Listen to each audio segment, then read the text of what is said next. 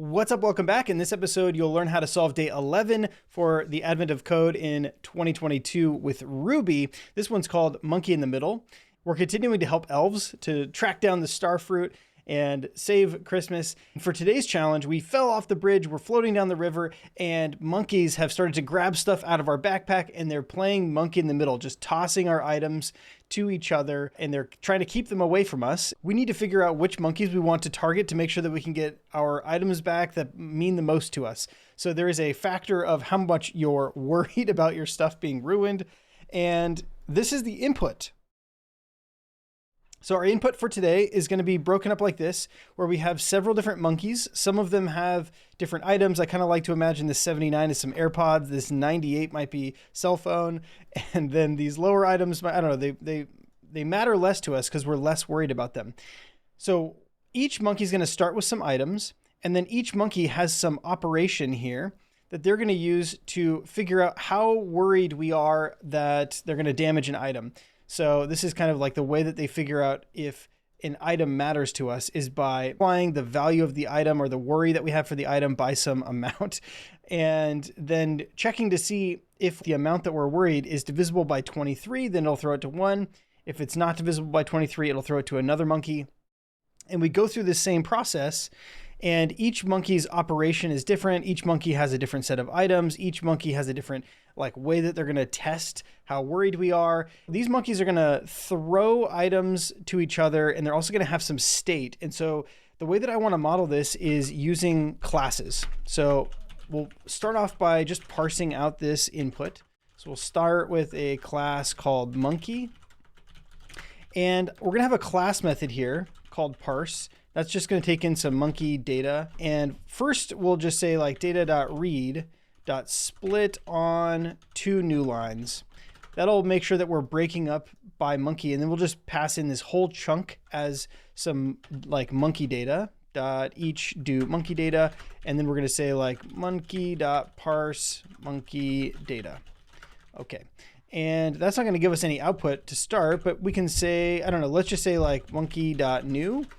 And we'll also keep track of our list of monkeys here with a dictionary. And we'll make another method here called all, and that'll just give us back our monkeys.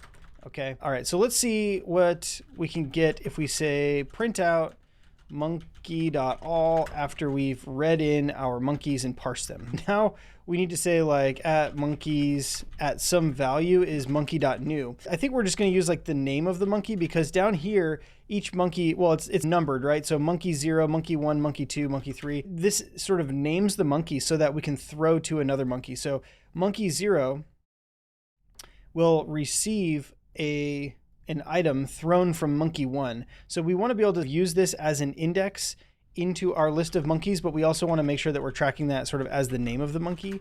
So let's start to parse out some monkey data. So we'll just say monkey data dot split on new line, and that'll get us all of these different lines, and there should be 6 that we get back. 0, 1, 2, 3, 4, 5, and maybe the bottom. So, or yeah, I started with 0. So let's just say N for name, I for items, O for operation, T for test, and then TR for true, and FA for false. And then we'll use that to parse out our name. So the name is going to be n.split on space or colon. And let's see what we get back. Oh, and then we want to use that as our name here. So name. And okay, so now we have a dictionary of all the monkeys, and they have a name, but the name is a string. So let's make sure that that is converted to an integer. All right, run this again. All right, so now we have 0 pointing at a monkey, 1 pointing at a monkey, 2, it's so on and so forth. Now, when we initialize a monkey, we could give it a name, but we definitely need to give it some items. And so we'll start with items. And to get the items, we want to split this line on colon space, and then we want everything after that to be split. Yeah, so here we'll say items is going to be I.split on colon space dot last dot split on comma dot map to integer. Let's see if that gives us some items here. All right, so we run this. Okay, so now we have some items for our monkey. We also are going to need to keep track of the operation that is going to be applied. And here the operation is actually like valid Ruby code, right? We could have a variable called new and a variable called old and some multiplication, or we could just use like this value on the right-hand side of the equals as our operation that we're going to apply. So I think I want to split on the equals space for the operation. So we're going to say operation is going to be O dot split on this, and we want the whole string value. We'll use eval today to like actually evaluate that code as if it was Ruby. Okay. All right, what else do we want here? And then we also want the divisible by, so the test is always going to be whether or not it's divisible by something. So for our 0 monkey, it's 23, then 19, then 13, then 17. So we can just grab like our t, or yeah, we'll just call it test, is going to be t.split on space.last.2i. Call this test. Okay. Test. Oops. Test. Test is test. All right. And then we need to know maybe like the success monkey and the failure monkey or something. Okay. So we'll just say like success monkey, failure monkey. Okay. So we have our success monkey is going to be tr dot, yeah. And our failure monkey is going to be fa.split. Okay, so now we should have a bunch of monkeys that are parsed into the appropriate thing. We didn't actually take those in here. So success monkey, failure monkey, and boom. Okay, so for this first monkey, we've got our operation. That's going to be old times 19. We have a test value that we're going to divide by. We have a success monkey. We have a failure monkey, so on and so forth. Okay. So what we've done here is we've created a class method called parse. And here we're using a class instance variable called monkeys, and we're keying into this hash for the whole class, the whole monkeys class, right? And we're going to keep track of all of our monkeys. And then we have this helper method that gives us back the list of monkeys here. Right now, we're just initializing with some data. And at this point, we're ready to start taking some action with our monkeys. The monkeys are going to take turns looking at every single item in their list, going through it, inspecting it, figuring out the worry level, and then throwing it. At the end of a turn, the monkey will have nothing left in their own items. And then once all of the monkeys have gone through their items, each monkey may or may not have received some as part of that round. And a round is going to be when every single monkey goes through and inspects all of their items. So what we need to do is have some concept of inspect. I'm going to call it INSP. This is going to be when a monkey inspects its items. So this is going to, every time a monkey inspects an item, it's going to say, pull the item off of the stack. So at items.shift. So shift, if you haven't seen it before, is a way that you can modify an array. So if we have A and it's like 1, 2, 3, 4, we can say a.shift, and it's kind of like pop, but instead of pulling the item off the end, it pulls it off of the front. This is the order in which we want to look at our items, is from the front of the list. So we're going to treat this as a queue. First in, first out. Okay, so the first thing we do is we pull the item off of our list, and then we need to apply our operation so that we can see what we get back. So item is going to be like apply operation of item. And here, apply operation of the item. If we look at the actual operations that were given in our test example, it's always going to use this word old and then some operand and operator. And so what I want to do is actually, I'm just going to call apply operation. I'm going to use old as the variable name, and then here we can use eval. So we're just going to eval at operation. Because again, the operations are like old plus 6 or old times old or old times 19. And so if we have an argument here called old, then when we evaluate the operation, it's going to run like old plus 6 or old times 6 or something. So this is a use of eval. Typically, I would never use this in a real scenario, but this is kind of a fun use case for it. Okay, so we're going to apply the operation, and then we are going to divide the worry level by 3 because the monkey gets bored with the item. So we're going to say item divided by 3. Then we need to check if the item is divisible by the number, by the test. Or then this is going to be like our toMonkey is going to be apply test on the item. So we need to make a new method, apply test on some item, and that is going to use our test. So we're going to say something like if, or like item, if it's divisible by test, then we want to return the success monkey. Otherwise we want to return the failure monkey. So then that's going to give us where we're throwing the item. And now we can reach into all monkeys and go to our toMonkey and say like throw item. Actually, we can make, yeah, whatever. Or let's make the method catch item. In fact, let's call it like throw item toMonkey item. And then we'll make a new method here called throw item. And it's going to take in the monkey and the item. And then we'll reach into monkey.all at monkey. And we'll say catch item. And we're going to pass them an item. And then we'll make a new method here called catch item. And we need to add the item to that other monkey's list of items. And in this case, we are going to add it to the end. This is one round of inspection. So let's see if this actually works. So let's grab monkey.all at 0.inspect and see what happens. Or then we'll just like p monkey.all at 0. Or just, we'll print all the monkeys.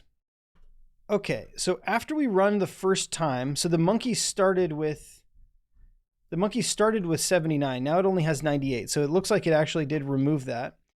And after this first round, we should have tossed 500 to monkey 3. So does monkey 3 now have, okay, so monkey 3 now has 500 in its list. So I think that worked. So now what we need to do is go through all of the monkeys and do a round. So def self.round.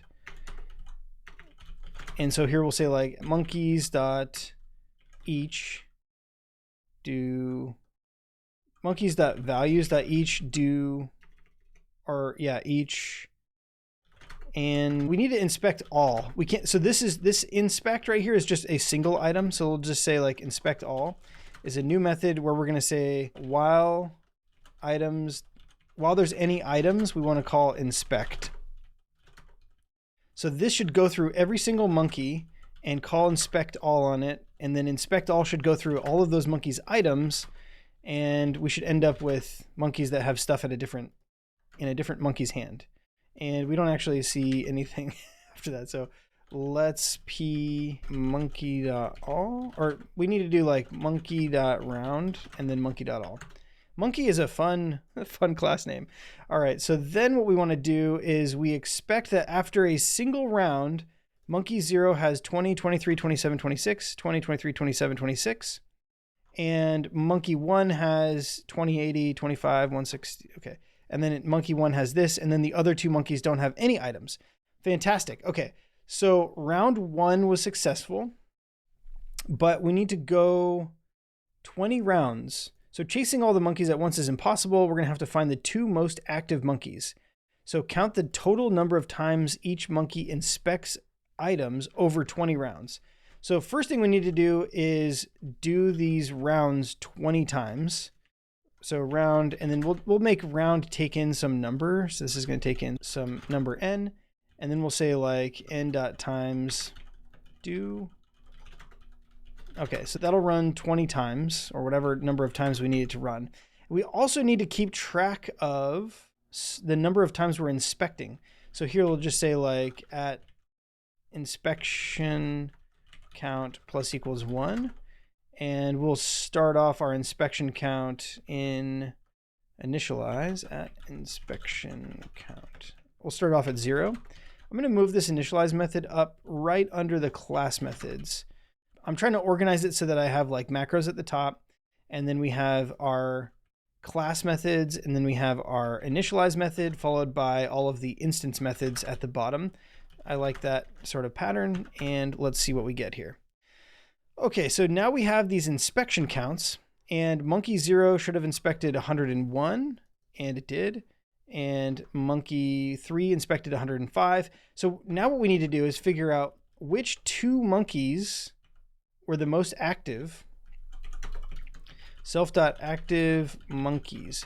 Notice that anytime that I'm working with a collection of monkeys, so whether we're looking at all the monkeys, or we're iterating over several monkeys to apply a round, or we're looking at the active monkeys, I'm creating class methods to operate on the whole collection. And then otherwise, we're operating on individual monkeys. Active monkeys here is going to be at monkeys.values.map inspection count.reduce times. So this is actually going to be inspection count.sort.take2.inject. Well, that's the monkey business, right? So let's get our active monkeys. So inspection count right here, when we're mapping across a monkey and we're trying to call the inspection count method on the monkey, right now it's going to fail because there's no method for that, right? Because inspection count is an instance variable. So if we try to call monkey like p.monkey active monkeys down here, that's going to fail because it's going to say inspection count is not a valid thing, because we need to make a reader method for our inspection count instance variable. So add a reader for inspection count. All right. And all right, so now we have 7 and 95. Those are the wrong ones. So we want to sort in reverse. Oops. Okay, now we have 105 and 101. And so then monkey business is going to be active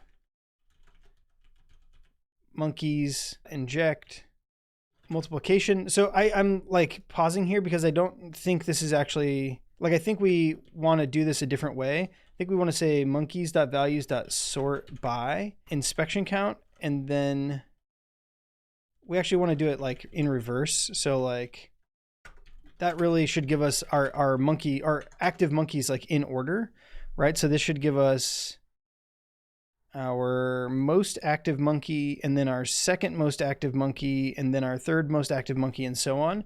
And then from active monkeys down here, then I can say like .take 2 .map inspection count .inject multiplication, and that should give us back our monkey business. So if we come down here and say monkey business, run it again, now we get 10,605, which is the test answer.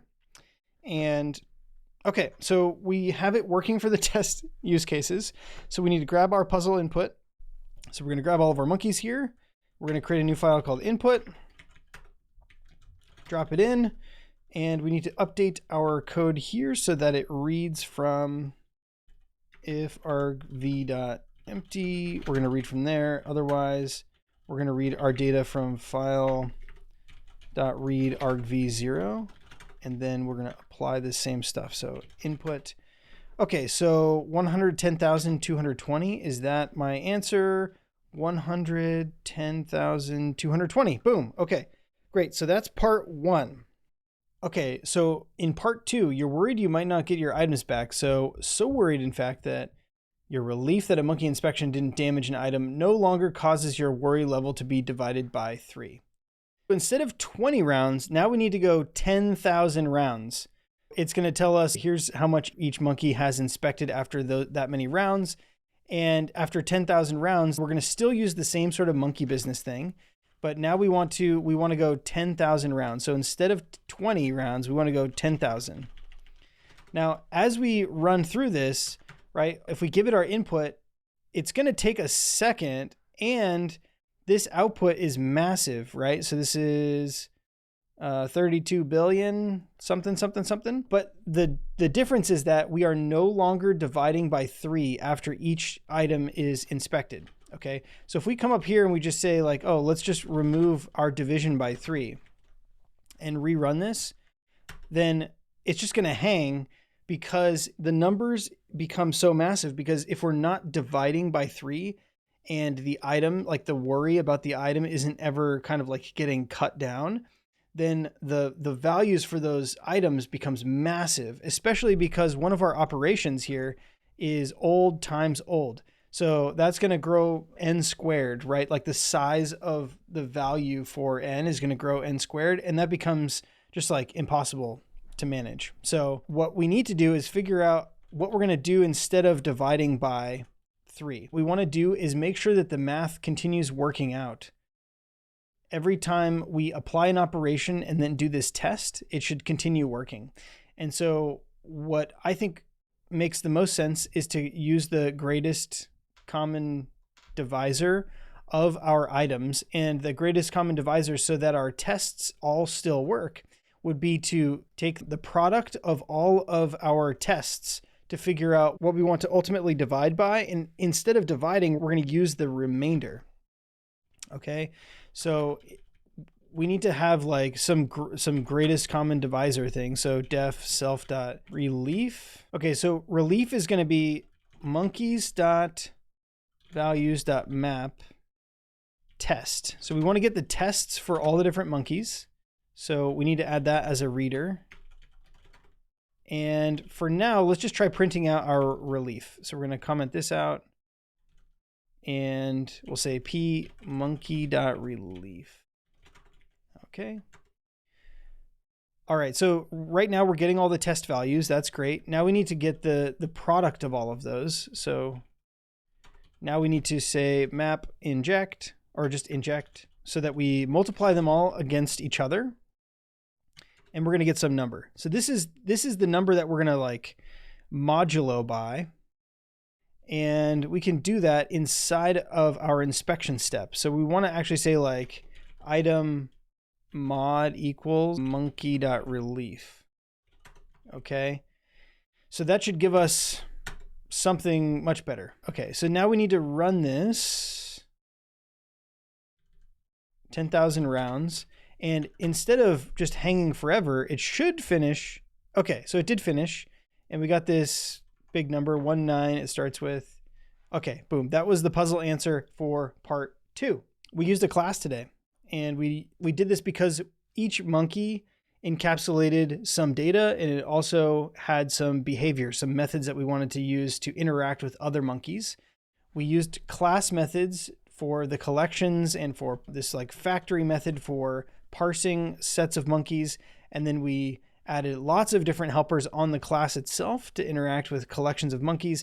And we finally we were able to implement the inspection algorithm pretty simply, because we were able to break out the application of the operation, the application of the test, the application of like throwing an item to another monkey, all into these other methods.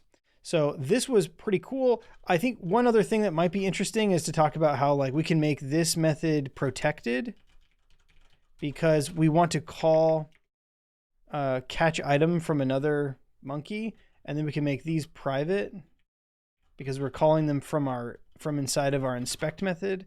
And then we could even I think move inspect down inside of our private methods, and that would give us some like actual like use the actual method privacy that's built into Ruby for our class. All right, I think we're going to leave it at that. Thanks again so much for watching, and we'll see you in the next one.